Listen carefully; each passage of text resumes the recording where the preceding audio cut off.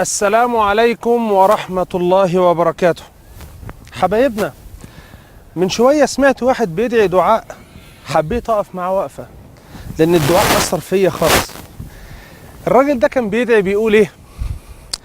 بيقول يا رب استرها معايا. سمعته ومشيت من جنبه كده، فتذكرت أن النبي صلى الله عليه وسلم كان يدعو بالستر، يطلب من الله تعالى أن يستر عوراته. كان حين يصبح وحين يمسي يقول اللهم استر عوراتي وآمن روعاتي. إذن الدعاء بالستر مهم جدا، لأن العبد لو هتك الستر الذي أرخاه الله تعالى عليه فضح، والفضيحة سوءة كما سماها الله تعالى في قرآنه. طب إزاي يا جماعة ربنا يسترنا؟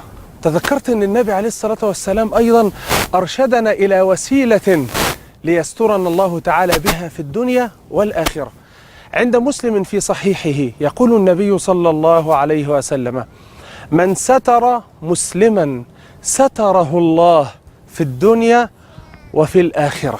سبحان الله تعالى.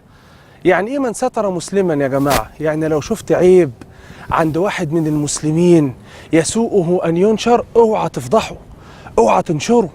قال النبي صلى الله عليه وسلم: يا معشر من آمن بلسانه ولم يدخل الإيمان قلبه، لا تؤذوا المسلمين ولا تغتابوا المسلمين ولا تتبعوا عوراتهم، فإنه من تتبع عورة أخيه تتبع الله عورته، ومن تتبع الله عورته فضحه ولو في بيته.